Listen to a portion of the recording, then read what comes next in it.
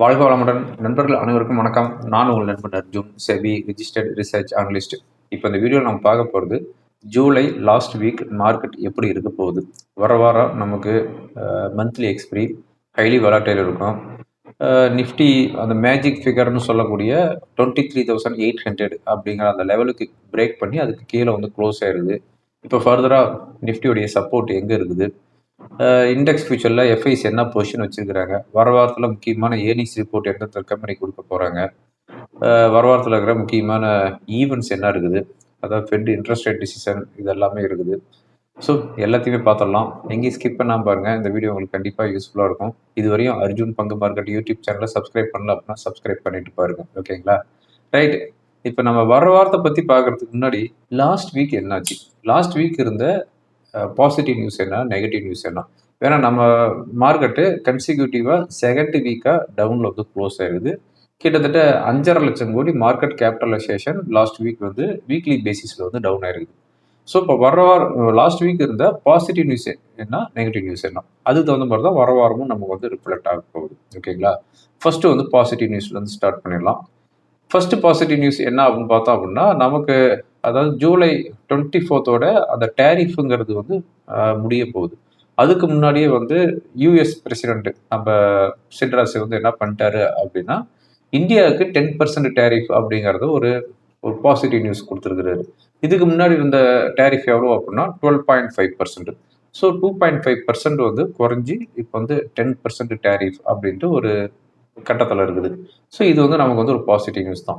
So இந்த நியூஸுக்கெல்லாம் நம்ம market பிச்சுக்கிட்டு போகணும். ஆனால் என்ன பண்ணுறது, நெகட்டிவ் நியூஸ் நிறையா இருக்குது. அந்த நெகட்டிவ் நியூஸ் நிறைய இருக்கிறதுனால அந்த பாசிட்டிவ் நியூஸ் வந்து எரேஸ் ஆகிடுச்சுன்னு வச்சுக்கோங்களேன். நான் மெனி டைம்ஸ் நான் சொல்லியிருப்பேன், புல் மார்க்கெட் அப்படின்னா எந்த ஒரு நெகட்டிவ் நியூஸ் வந்தாலும் அது வந்து இக்னோர் பண்ணிட்டு மார்க்கெட் மேலே போயிட்டே இருக்கும். அதே பேர் மார்க்கெட் அப்படின்னா எந்த ஒரு பாசிட்டிவ் நியூஸ் வந்தாலும் அதை வந்து இக்னோர் பண்ணிட்டு மார்க்கெட் இறங்கிட்டே தான் இருக்கும். ஸோ 10% டேரிஃபுங்கிறது ஒரு நல்ல ஒரு பாசிட்டிவ் நியூஸ் தான். ஆனால் அது வந்து மார்க்கெட் வந்து ரியாக்ட் பண்ண கிடையாது. ஏன்னா நெகட்டிவ் நியூஸ் நிறையா இருக்குது. ஓகே, அது ஒன்று தான் பாசிட்டிவ் நியூஸ், வேற எல்லாம் எதுவும் கேட்டுட்டு இருக்காதிங்க. நெகட்டிவ் நியூஸ் அப்படின்னு பார்த்தோம் அப்படின்னா மிடில் ஈஸ்ட் டென்ஷன். இந்த மிடில் ஈஸ்ட் டென்ஷன் அந்த சீஸ்பயர் அனௌன்ஸ்மெண்ட் பண்ணி ஆல்மோஸ்ட் 10 days தான் வந்து ஹோல்டில் இருந்துச்சுன்னு நினைக்கிறேன். அதுக்கப்புறம் மறுபடியும் அதை வந்து பிரேக் பண்ணிட்டாங்க. ஃபர்ஸ்ட்டு ஈரான் பிரேக் பண்ணாங்களா, யூஎஸ் பிரேக் பண்ணாங்களான்னு தெரியாது. ஆனால் 2 பேருமே பிரேக் பண்ணிட்டு இப்போ வந்து ரொம்ப 2 பேருமே அக்ரெசிவாக ஃபைட் பண்ணிட்டு இருக்கிறாங்க. இப்போ லாஸ்ட் தேர்ஸ்டே வந்து யூஎஸ் பிரசிடென்ட் வந்து என்ன சொல்லியிருந்தார் அப்படின்னா, ஈரானுடைய இன்ஃப்ராஸ்ட்ரக்சர், அங்கே இருக்கிற nuclear plant, water plant, electricity plant இது மேலே எல்லாமே வந்து அட்டாக் பண்ண சொல்லி ஆர்டர் வந்து பாஸ் பண்ணியிருக்கிறதா வந்து ஆக்சியாஸ் அப்படிங்கிற ஒரு ரிப்போர்ட் வந்து கொடுத்துருந்துச்சு. ஆனால் ஃப்ரைடே வந்து அந்த ஆக்சியாஸுங்கிற ரிப்போர்ட் வந்து என்ன சொல்லியிருக்குது அப்படின்னா, ஓமனில் மறுபடியும் வந்து ஈரான் வந்து பேச்சுவார்த்தை நடத்துறதுக்கு ஆரம்பிச்சிருக்கிறாங்க அப்படின்னு ஒரு நியூஸை கொடுத்து, இந்த ஓமனில் வந்து இந்த பேச்சுவார்த்தை நடத்த ஆரம்பித்ததுனால லைக் இவர் வந்து இந்த இன்ஃப்ராஸ்ட்ரக்சர் மேலாம் அட்டாக் பண்ண சொன்னது வந்து ஸ்டாப் பண்ண வச்சிருக்கிறாரு அப்படிங்கிற ஒரு ஆக்சியாஸுங்கிறது ஒரு ரிப்போர்ட் கொடுத்துருக்குது. ஓகேங்களா? பட் இந்த மிடில் ஈஸ்ட் டென்ஷன் இன்னமும் வந்து கண்டினியூவாக தான் இருக்குது. பட் அதாவது இன்னும் வந்து கிளாசிக்காக சொல்லணும் அப்படின்னா, எரியிற நெருப்பில் எண்ணெய் நிறையா ஊற்றாமல் கொஞ்சமாக ஊற்றிக்கிட்டு இருக்கிறாங்கன்னு வச்சுக்காங்களேன். அவ்வளோதான் வித்தியாசம். நிறையா ஊற்றினா ஒரு பெரிய அட்டாக் நடக்குன்னு அர்த்தம். இப்போ கொஞ்சம் கொஞ்சமாக ஊற்றிக்கிட்டு இருக்கிறாங்கன்னு வச்சுக்காங்களேன். ஸோ இந்த மிடில் ஈஸ்ட் டென்ஷன் இன்னமும் வந்து அதிகமாகவே தான் இருக்குது. அதுக்கு அடுத்ததாக வந்து பார்த்தோம் அப்படின்னா, யூஎஸ் பிரசிடென்ட் ட்ரம்ப் வந்து ஒரு மெசேஜ் கொடுத்துருக்கிறாரு. சைனா பிரசிடென்ட்கிட்ட நான் பேசிட்டேன், அதே மாதிரி ரஷ்யன் பிரசிடென்ட்கிட்டையும் நான் பேசிட்டேன். இவங்க 2 பேருமே வந்து ஈரானுக்கு வந்து எந்த ஒரு வெப்பனும் நான் வந்து சப்ளை பண்ண மாட்டோம் அப்படின்னு என்கிட்ட சொல்லியிருக்கிறாங்க, கமிட்மெண்ட் கொடுத்துருக்குறாங்க அப்படின்னு யூஎஸ் பிரசிடென்ட் ஒரு ஸ்டேட்மெண்ட் கொடுத்துருக்காரு. பட் அந்த சைனா பிரசிடென்ட்டோ இல்லை ரஷ்யன் பிரசிடென்ட்டோ இதை பற்றி எந்த ஒரு நியூஸும் கொடுக்க தெரியாது. ஆனால் இவர் தான் சொல்லிட்டு இருக்கிறாரு. அதுக்கடுத்து வந்து பிரெண்ட் குரூடு $100 மேலே இருக்குது பெர் பேரலு. நமக்கு எப்பெல்லாம் வந்து பிரெண்ட் குரூடு மேலே ஏறுதா அப்போ எல்லாமே வந்து நம்ம இந்தியன் எக்கனாமிக் வந்து அது வந்து ஒரு பேட் கண்டிஷன் தான். அதுக்கு அடுத்தது வந்து பார்த்தோம் அப்படின்னா, ஓகே, வெளிநாட்டில் தான் இப்படி பிரச்சனை நடந்துட்டு இருக்குது, நம்ம உள்நாட்டிலையாவது வந்துட்டு இருக்கிற ஏர்னிங்ஸ் ரிப்போர்ட் நல்லா ஒரு ஏர்னிங்ஸ் ரிப்போர்ட் வந்துட்டு இருக்குதான்னு பார்த்தோம் அப்படின்னா, ஸ்டார்டிங்கில் கொஞ்சம் ஏர்னிங்ஸ் ரிப்போர்ட் கொஞ்சம் நல்லா இருந்துச்சு. ஆனால் கழுதை தேய்ச்சி கட்டெரும்பான கணக்காக என்ன ஆச்சு அப்படின்னா, இப்போ வர ஏர்னிங்ஸ் ரிப்போர்ட் எல்லாமே வந்து வீக்காக தான் கொடுத்துருக்குறாங்க. அதுவும் வந்து ப்ரைவேட் பேங்கோட ஏர்னிங்ஸ் ரிப்போர்ட்டு ரொம்ப வீக்காக கொடுத்துருக்குறாங்க. ஹெச்டிஎஃப்சி பேங்க் ஆகட்டும், ஆக்சிஸ் பேங்க் ஆகட்டும், கோட்டக் பேங்க் இது எல்லாமே. லைக் ஐசிசி பேங்க் நல்ல ஏர்னிங்ஸ் ரிப்போர்ட் கொடுத்தாங்க. பட் அது வந்து மார்க்கெட் வந்து கேர் பண்ணிக்கல. அதுவும் வந்து இறங்கிட்டு தான் இருக்குது. ஸோ இன்லைன் வித் எக்ஸ்பெக்டேஷன், அவங்க நம்ம என்ன எக்ஸ்பெக்ட் பண்ணுறோமோ அந்த ஏர்னிங்ஸ் ரிப்போர்ட் வந்தாவே மார்க்கெட்டில் இறங்குது. அப்போ வந்து பெரிய லெவலில் ஏர்னிங்ஸ் ரிப்போர்ட் கொடுத்தா மட்டும்தான் வந்து மார்க்கெட்டில் வந்து ஓகே இந்த ஸ்டாக் ஏறுது அப்படின்னு சொல்லலாம். ஓகேங்களா? ஸோ இன்லைன் வித் எக்ஸ்பெக்டேஷன் வந்தால் இறங்குது, பிலோ எக்ஸ்பெக்டேஷன் வந்தால் பேய் மாதிரி இறங்குது. ஓகேங்களா? ஓகே, எபோவ் எக்ஸ்பெக்டேஷன் அப்படின்னா இன்ச் பை இன்ச்சாக ஏறுது, அவ்வளோதான் வித்தியாசம். இதுதான் வந்து புல் மார்க்கெட்டும் பேர் மார்க்கெட்டுக்கும் வித்தியாசம். ஓகேங்களா? ரைட். அதுக்கு அடுத்தது வந்து பார்த்தோம் அப்படின்னா ருப்பி 96.6 இருக்குது. மோஸ்ட்லி இந்த வாரத்தில் வந்து ஆல் டைமில் வந்து ஹிட் பண்ணுறதுக்கு வாய்ப்புகள் இருக்குது. ஓகேங்களா? இதுதான் லாஸ்ட் வீக் இருக்க positive or negative news. Last வீக்கை பொறுத்தவரையும் சென்செக்ஸ் 2091 பாயிண்ட்ஸ் 2.67% டவுன் ஆகிடுது, 76,059 செட்டில் ஆகுது. நிஃப்டி 566 பாயிண்ட்ஸ் டவுனில் க்ளோஸ் ஆகுது, 2.32%, 23,767 செட்டில் ஆகுது. ப்ராடர் இண்டிசஸை பொறுத்தவரையும் மிட் கேப் 1.2%, ஸ்மால் கேப் 2% டவுனில் வந்து க்ளோஸ் ஆகுது. லாஸ்ட் வீக்கை பொறுத்தவரையும்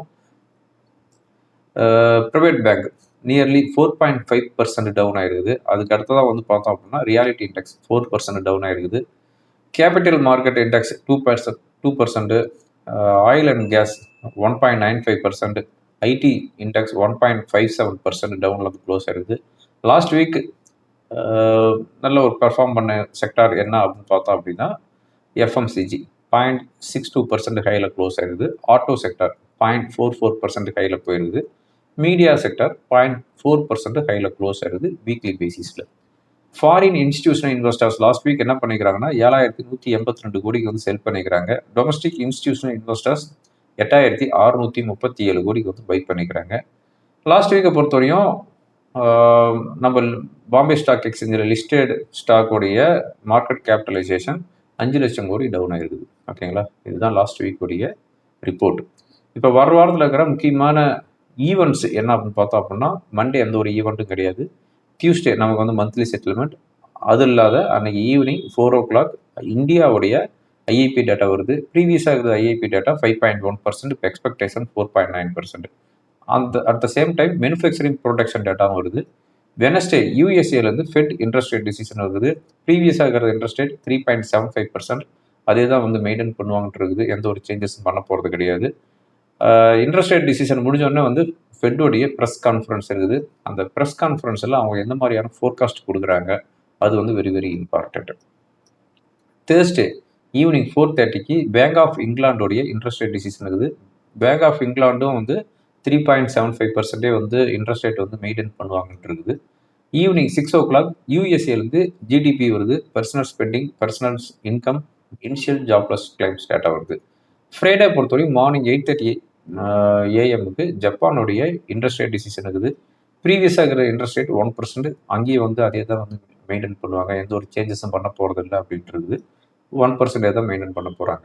அன்னைக்கு ஈவினிங், அதாவது coming Friday evening 2:30 PM Europe ஜோனுடைய inflation இருக்குது. ப்ரீவியஸாக இருக்கிற இன்ஃப்ளேஷன் 2.8%, இப்போ எக்ஸ்பெக்டேஷன் 3%.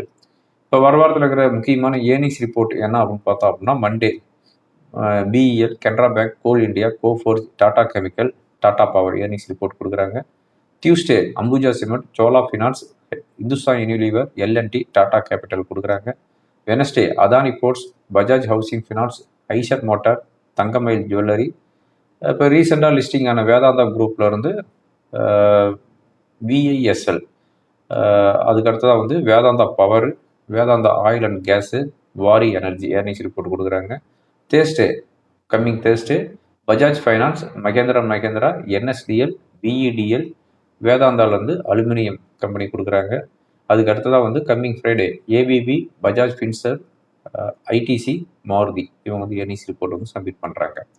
ஓகே, அதுக்கு அடுத்து வந்து பார்த்தோம் அப்படின்னா இண்டெக்ஸ் ஃபியூச்சரில் எஃப்ஐஸ் என்ன பொசிஷன் வச்சுருக்காங்க அப்படின்னு பார்த்தோம் அப்படின்னா 92% ஷார்ட் இருக்கிறாங்க.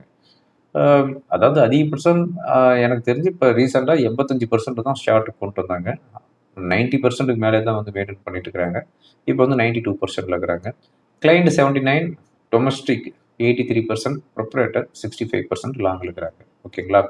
இதுதான் இண்டெக்ஸ் ஃபியூச்சரில் எஃப்ஐஸோடைய ஆக்டிவிட்டி. ஓகே, இப்போ ஓவராலாக நம்ம மார்க்கெட் எப்படி இருக்குது அப்படின்னு பார்த்தோம் அப்படின்னா அந்த பாக்ஸ் தியரின்னு சொல்கிற மாதிரி 23,800 24,500 இந்த லெவல் வந்து கிட்டத்தட்ட ஒரு 3 மாதமாக அரைச்சிக்கிட்டு இருந்தாங்க. இப்போ அந்த அரைச்சிட்டு இருந்த லெவலில் இருந்து கீழே வந்திருக்கிறாங்க. 23,800க்கு கீழே க்ளோஸ் ஆயிடுது. இப்போ இருக்கிற அடுத்த பாக்ஸ் அப்படின்னு பார்த்தோம் அப்படின்னா 23,500ங்கிறது சப்போர்ட். ஓகேங்களா? 23,500ங்கிறது சப்போர்ட்டு. இப்போ ரெசிஸ்டன்ஸ் 24,000. ஸோ அந்த பாக்ஸ் வந்து கொஞ்சம் இறங்கி 23,500 டு 24,000க்குள்ளே வந்துருச்சு. இப்போ இந்த ரேஞ்சுக்குள்ளே தான் இந்த வாரத்தில் இருக்கிறதுக்கு உண்டான வாய்ப்புகள் இருக்குது. ஒருவேளை 23,500 பிரேக் பண்ணிச்சு அப்படின்னா என்ன சொல்கிறது, அதுக்கு அடுத்து தான் வந்து 350 பாயிண்ட்லேருந்து 400 பாயிண்ட் டவுன் ஆகிறதுக்குண்டான வாய்ப்புகள் இருக்குது. 23,100 தான் அடுத்து இருக்கிற ஒரு சப்போர்ட். ஓகேங்களா? ஸோ இந்த வாரத்தில் நீங்கள் ஃபோக்கஸ் பண்ண வேண்டிய சப்போர்ட் 23,500, ரெசிஸ்டன்ஸ் 24,000. மேலே வந்துச்சு அப்படின்னா ரொம்ப காசியஸாக இருங்க. மார்க்கெட் ஏறுது அப்படின்ட்டு போயிட்டு பறந்துக்கிட்டு இருக்கிற காசுக்கு எதாவது வாங்கிட்டு இருக்காதீங்க. வெயிட் பண்ணுங்கள் கிளியர் ட்ரெண்ட் கிடைக்கிற வரையும். கீழே வந்து 23,500ங்கிற சப்போர்ட் அது பிரேக் பண்ணிச்சு அப்படின்னா இன்னமும் வந்து இறங்குறதுக்குண்டான வாய்ப்புகள் பிரகாசமாக இருக்குது. அதனால் வர வாரத்தில் இந்த லெவல் வந்து வாட்ச் பண்ணிக்காங்க. ஓகேங்களா? டெக்னிக்கலாக என்ன இண்டிகேட் பண்ணுது அதையும் பார்த்துக்கலாம். இப்போ நம்ம பார்த்துட்டு இருக்கிறது நிஃப்டியோடைய டே கேண்டில். நிஃப்டியோட டே கேண்டில் பொறுத்தவரையும் இப்போ அந்த 23,800 அப்படிங்கிற லெவலில் பிரேக் பண்ணிட்டு அதுக்கு கீழே க்ளோஸ் ஆயிடுது. ஓகேங்களா? இப்போ இருக்கிற சப்போர்ட் அப்படின்னு பார்த்தோம் அப்படின்னா 23,500. இந்த 23,500க்கு கீழே சஸ்டெயின் ஆகிட்டு இருந்துச்சு அப்படிங்கிற பட்சத்தில் 23,100 வரையும் வரதுக்கு உண்டான வாய்ப்புகள் இருக்குது. ஸோ இப்போ இருக்கிற பாக்ஸ் 23,500லேருந்து 24,000. ஓகேங்களா? 24,000 தான் இப்போ இருக்கிற பாக்ஸு. ஸோ இதுக்குள்ளே தான் வந்து ரேஞ்சில் இருக்கிறதுக்குண்டான வாய்ப்புகள் இருக்குது. 24,000க்கு மேலே போச்சு அப்படின்னா அது மட்டும்தான் வந்து ஃபர்தராக நல்லா இருக்கிறதுக்குண்டான வாய்ப்புகள் இருக்குது. பட் அது வந்து ரேர், ரொம்ப காசியஸாக இருக்க வேண்டிய லெவல். 23,500க்கு கீழே வந்துச்சு அப்படின்னா 23,100 வர்றதுக்குண்டான வாய்ப்புகள் இருக்குது. ஓகேங்களா? ஸோ இந்த ரேஞ்சு தான் இந்த வாரத்தோடைய ட்ரெண்ட் டிசைடர். 23,500, 24,000. ஓகேங்களா? ஓகே ஃப்ரெண்ட்ஸ், இந்த வீடியோ உங்களுக்கு ரொம்ப யூஸ்ஃபுல்லாக இருக்குன்னு நினைக்கிறேன். யூஸ்ஃபுல்லாக இருந்துச்சு அப்படின்னா ஃப்ரெண்டுங்களுக்கு ஃபார்வர்ட் பண்ணுங்கள். தேங்க்யூ ஃபார் வாட்சிங். வாழ்க வளமுடன்.